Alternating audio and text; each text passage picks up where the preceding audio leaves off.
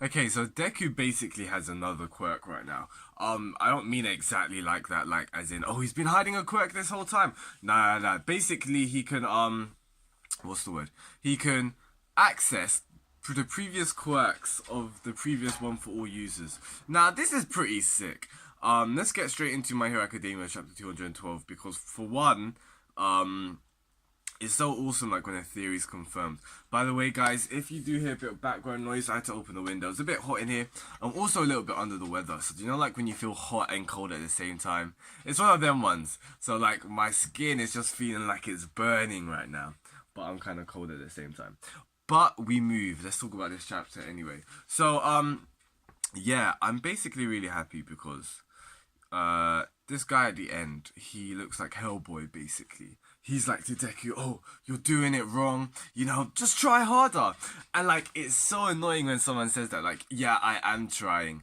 And they're just like, well, you sure you haven't tried your hardest? I'm like, please, like, I've thought of that kind of thing. So yeah, it was kind of hilarious to see that, but like, I really like him. He kind of gives me punk rock kind of vibes, very edgy. I wonder what user he is. Like, he's obviously not the first. Is he the third, the fourth, the fifth? I'm probably thinking he's the second, just because like, I feel like that's what Horikoshi's gonna do. Like, you know, go in order.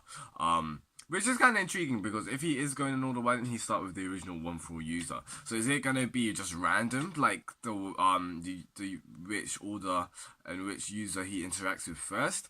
I'm not sure, but either way, what he says is interesting. He says something along the lines of like the time is ripe, but you're not alone or something like that. So basically the premise is the last time they had the dream, all the previous one for all users said to Deku, you're not alone. Um, which is some next Avatar state kind of thing. Also, like I said, it's kind of like the Force in Star Wars to an extent. But either way, so in this chapter, the one of the previous users are saying you've got it all wrong. You're not alone. Why aren't you using us? You can ask for our help, kind of thing. Um, and he said something along the lines of it's ripe, it's manifested, but that power is no longer something you can use with idle thoughts. You've got it. So I don't know what he means by this. Is he implying this the power that that just got released these past couple of chapters, this venom like tendrils? Is that what he's talking about? If so, then he's basically saying like if you want to learn how to use this, it can't come off by accident or random. Ask me for my help. This was my quirk. I can help you, kind of thing. Maybe that's what he meant. If not, maybe he's just talking about One for All in general. Maybe the way that he's actually been mastering One for All so far is wrong. We know Deku. We've known his whole story, the journey, how he's progressed into actually being able to use the quirk without his bones being broken. We know the way that he's gotten on. We know that also All Might couldn't help him that much. All Might said it himself. He never really had this trouble. When he got the quirk, he was basically like, there was no kind of growing pains, he said. So All Might's not been able to help Deku as much. So basically, Deku's been learning on the job. Pretty much. So maybe this is what he's talking about. Maybe he's saying this whole time you've been doing it wrong. Let me help you. And if so, that's gonna be pretty awesome. Maybe we're gonna get some help on actually how to use One for All. This is what Deku has to do. Either Deku has to get different help from the different users because they've handled a quirk differently, or he's actually going to be interacting with the users so he can also access their quirk. Because remember, the quirk One for All is something that stockpiles power, but also passes on generation to generation. And we know the whole fact that like every generation a quirk gets stronger because it's always been mingled with another quirk. We got that whole thing about quirk marriages in like the sports festival. That's Todoroki. That's how why Endeavor was looking for the perfect like spouse, basically, so that his offspring can have the perfect quirk, the perfect mix of quirk that will be powerful enough. Um, so Deku's in effect every generation once One Fall gets passed is always mixing power. The power is obviously getting stronger, but maybe also the quirks are getting stronger as well. And now we've reached a point of singularity. The point of singularity in Boku no Hero Academia is that the current generation's quirks are the most powerful it's ever been seen. It's the most powerful that's ever been you not developed, but yeah, you know what I mean, like that's been released basically. And this is Deku's the most powerful One for All user. He might, maybe not right now at this time, but he's got access to the most power of it all. So for example, Deku's 100% is stronger than All Might's 100%. Deku's 100% is probably stronger than this guy's 100% as well. It keeps on going. I hope that made sense. But yeah, how cool is that? How cool is that? If the fact that Deku's now gonna have powers, I think from a fan point of view, I'm hyped. Like the fact that we can see him use other abilities, that's gonna be freaking awesome. Imagine if you can control these black things. That'd be amazing because the AOE, the area of attack was massive. No, AOE attack on what?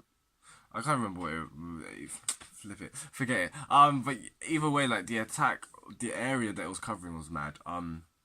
The strength as well, it was breaking buildings and all that kind of stuff. That was pretty awesome. So like, yeah, I'm really excited for that. I just want to talk about something else in this chapter as well, and that's Uraraka. Uraraka is the hero that saves heroes. Now that's pretty cool. I think Uraraka gets a lot of bad rap. People think she's like Sakura and all that kind of stuff. Implying in the sense that she's not actually a good, she's not even a supporting character. She's just there to scream Deku, kind of like Orihime, like Kurosaki-kun, like rescue me kind of thing. But I beg to differ. I think Uraraka's not like that, and I feel like Horikoshi has, by time and time again, proved us wrong. We see in this chapter, and what is interesting is I actually forgot. I don't know if it was the first chapter, but it was when like one of the first chapters, and they were doing exams to pass. When Deku basically uses his quirk first time and he breaks the robot and he's falling, Uraraka's the one that saves him. That totally skipped my mind, and it just shows you how she's having like not an epiphany, but I feel like Uraraka's gonna be the kind of character that's gonna save the heroes as well. Like she's gonna be watching their back on the field, and that's gonna be pretty awesome. I'm pretty excited for that. But aside from that, this chapter was pretty cool. You know, the whole thing with Shinzo basically being used to turn off Deku's quirk. I didn't think that was gonna happen because I didn't think it would work because like he's not the one controlling it kind of. But it seemed to work. That was kind of cool. It's either gonna be him or Aizawa Sensei. Like it wasn't gonna be anyone else. But yeah, it was another short chapter. Apparently these short chapters are due because Horikoshi is moving house. That's what I've heard on the internet. Which obviously makes sense. Like he hasn't got most time on his hands, kind of thing. And also, have you seen Horikoshi? The amount of collectibles he has, like the amount of figurines and all that kind of stuff. I saw a picture once, and it's just tons of Marvel, kind of action figures. It's a bit mad. It's kind of crazy though. In a good way. Because obviously I'm a Marvel fanboy as well. But yeah, I'm really gonna like this. What's probably gonna happen next chapter? Maybe we're gonna still be in this dream. I think it'll be pretty cool. Deku should learn how to actually talk to these people of his own will. So far, the only times he's been in this is randomly. Like, it's not of his own choice, of his own will. Like, he was sleeping, another time was Shinzo, and then now Shinzo again. Which is kind of cool. It's good writing. Horikoshi introduced this whole thing in, like, the early 20s or 30s, during the sports festival. And we're now chapter 212, and we're now getting into the gist of it. Pardon me. So yeah, awesome chapter. Last chapter 2018. Damn, Horikoshi always does this. I remember last year's it was the whole thing about Tintin, Mirio.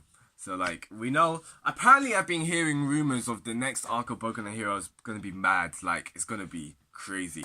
I'm all for it. I know a lot of people have thought this arc was kind of dead. I've liked it. I think it was better than the provisional license exam. But but yeah, I think it was pretty cool. Guys, that's enough for me. Please tell me your thoughts in the comments below, your theories about, you know, this whole Avatar state thing and Deku.